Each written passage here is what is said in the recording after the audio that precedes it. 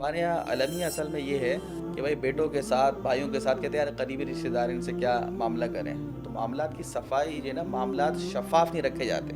تعاشروا کالاخوان وتعاملوا کالاجانب، کہ بھائی رہو بھائیوں کی طرح، لڑائی جھگڑے نہیں کرو لیکن معاملات اجنبیوں کی طرح کرو. والد صاحب نے اپنی حیات میں اپنے بیٹیوں کی شادی کر دی تھی.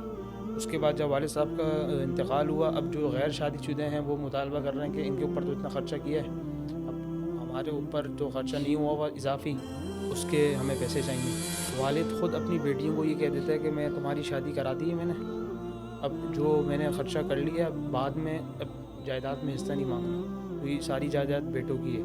والد خود کہہ رہا ہوتا اپنے منہ سے.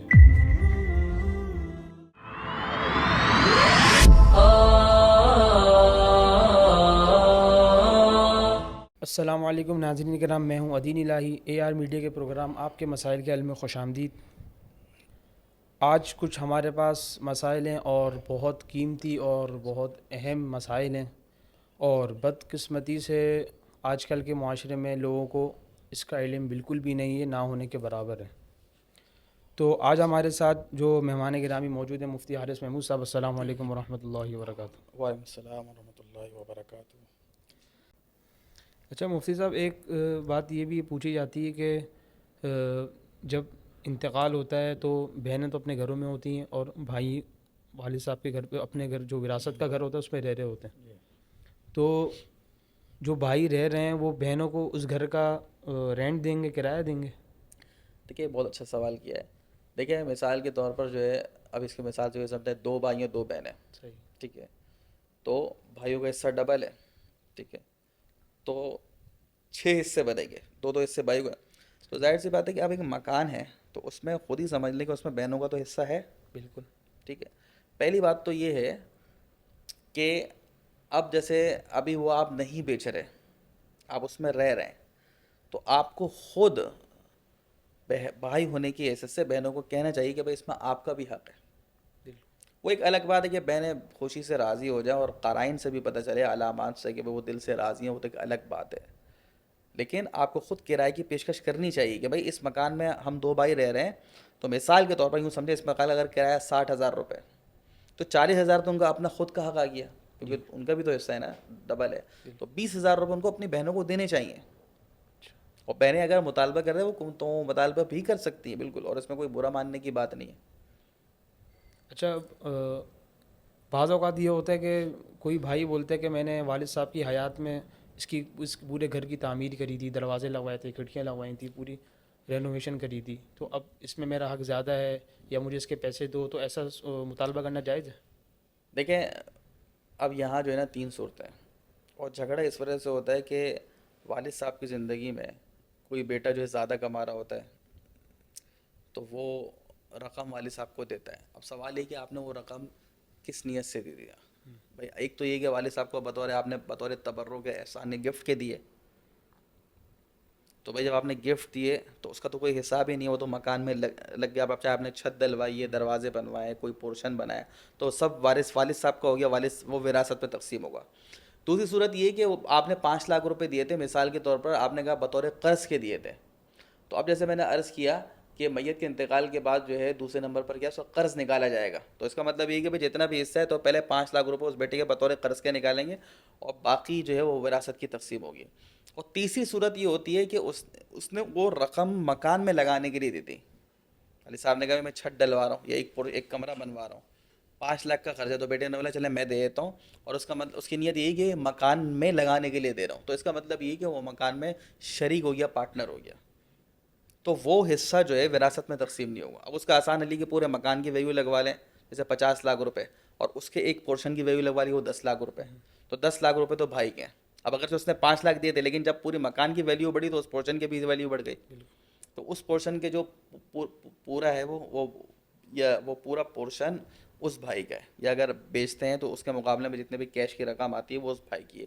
اور باقی جو ہے تمام ورثاء میں وراثت کی جو شرعی حصہ اس کے مطابق تقسیم ہوگی، اور اس میں اس بھائی کا بھی حق ہوگا بطور وارث کے. آپ سمجھ رہے ہیں؟ تو اس لیے جھگڑے سے بچنے کے لیے یہ بہت ضروری ہے.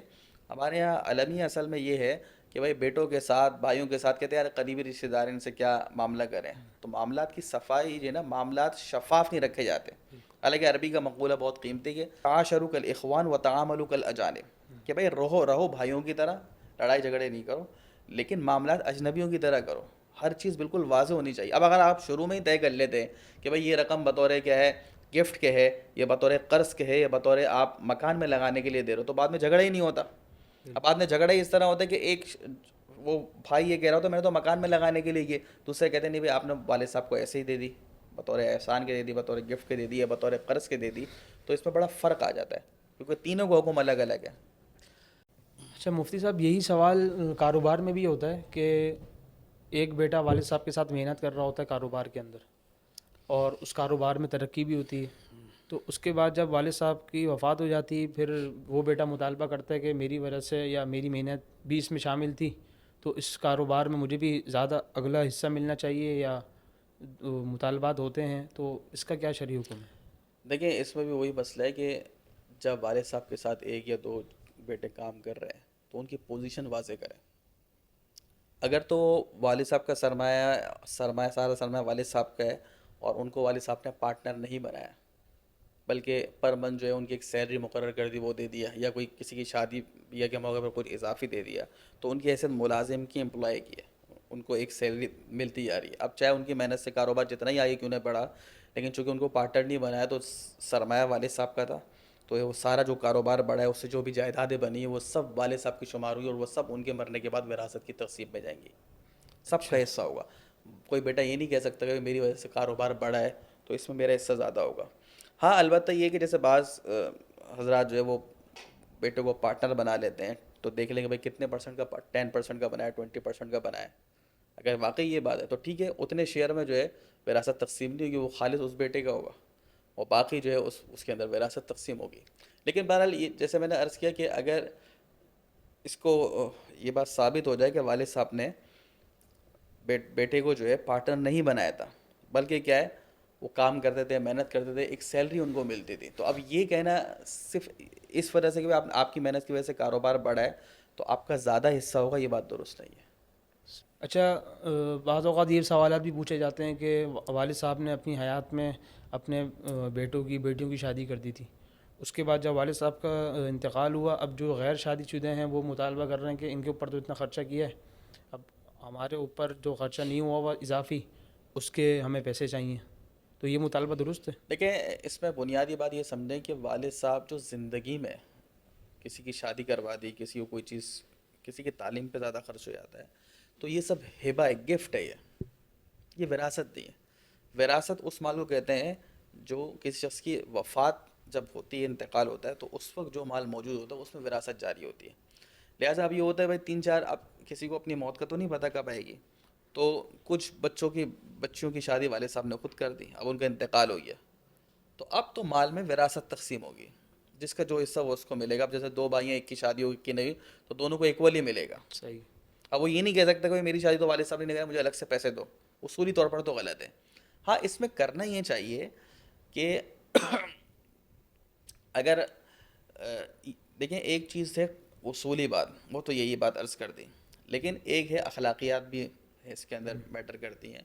تو اب اگر مثال کے طور پہ ایک بھائی کو خود ہے کہ بھائی میری شادی میں والد صاحب نے 10 15 لاکھ روپے خرچ کیے ہیں، حالانکہ وہ ان کی کوئی شرعی ذمہ داری تو نہیں تھی، عاقل بالغ اگر کوئی مرد ہے تو اس کو تو سارا خرچہ اس کے اپنے اوپر ہے، لیکن والد نے اس کے اوپر خرچ کیا ہے، تو وہ اس کو خود چاہیے کہ بھائی وراثت میں کچھ حصہ اپنے بھائی کو دے دو، تو یہ اس کے ساتھ اس نے سلوک ہوگا، لیکن یہ واجب کے درجے پہ نہیں ہے، اور نہ ہی جو ہے اس کی بنیاد پر جو ہے وہ یہ کہنا چاہیے بھائی تو سارا ہاں اس میں سے حصہ نہیں دیا، یا جس کی غیر شادی شدہ اس کو مطالبہ کرے، یہ درست نہیں ہے۔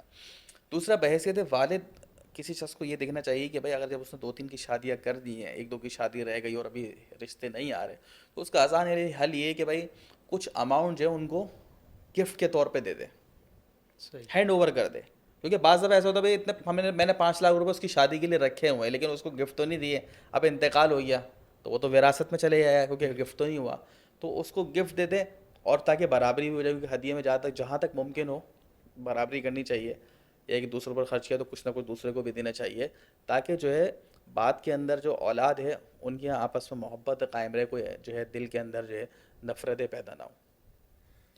اچھا مفتی صاحب، بعض اوقات یہ ہوتا ہے کہ لا علمی کی بنیاد پہ بعض جگہوں میں والد خود اپنی بیٹیوں کو یہ کہہ دیتا ہے کہ میں تمہاری شادی کرا دی ہے میں نے، اب جو میں نے خرچہ کر لیا بعد میں اب جائیداد میں حصہ نہیں مانگنا، تو یہ ساری جائیداد بیٹوں کی ہے. والد خود کہہ رہا ہوتا ہے اپنے منہ سے اپنی حیات میں، تو اس کے انتقال کے بعد پھر وہ بہنوں کا اس میں حق ہوگا.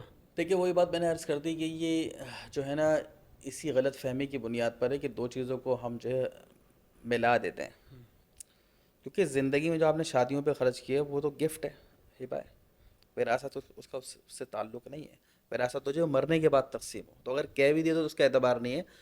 اور جو ہے بہنوں کو اسی طریقے سے، بیٹیوں کو اسی طریقے سے حصہ ملے گا جس طرح بیٹوں کو ملے گا. ہاں البتہ وہی بات ہے کہ اگر جیسے بیٹیوں کو پہ وہ خرچ کیا ہے، صحیح. ٹھیک ہے، اب وراثت کی تقسیم میں تو یہ ہے کہ بھائی بیٹوں کو چاہیے پورا حصہ اپنی بہن کو دے دیں. اب وہی بات اخلاقیات والی بات آ جاتی ہے کہ اگر خصوصاً جب کسی کی اگر بیٹی کی شادی نہیں ہوئی ہے تو بہنیں اپنے حصے میں سے کچھ حصہ اس کو دے دیں خوشی سے، تو بالکل دے سکتی ہیں، باعث اجر و ثواب ہوگا. اور اس میں جیسے میں نے عرض کیا کہ والد صاحب کو بھی یہ چاہیے کہ جب انہوں نے اگر مثال کے طور پر اپنی بیٹیوں کی شادی کر دی، اس میں ان کو زیورات دیے ہیں، ساری چیزیں ہیں، تو بیٹوں کو بھی کیا ہے ایک اماؤنٹ دے دیں، چاہے وہی کہتے ہیں بھائی یہ تمہاری شادی کے لیے. کیونکہ زندگی کا کوئی بھروسہ نہیں ہے، کیونکہ اب مر گئے تو سادہ وراثت کے اندر آ جائے گا، پھر بعد میں جو ہے اس قسم کے مسائل سامنے آتے ہیں. جزاک اللہ مفتی صاحب، قیمتی وقت دینے کا شکریہ. بہت قیمتی اور بہت اہم موضوع پہ آپ نے شرعی رہنمائی دی. اللہ تعالیٰ ہم سب کو اس پر عمل کرنے کی توفیق عطا فرمائے. وآخر دعوانا الحمدللہ رب العالمین. السلام علیکم ورحمۃ اللہ وبرکاتہ.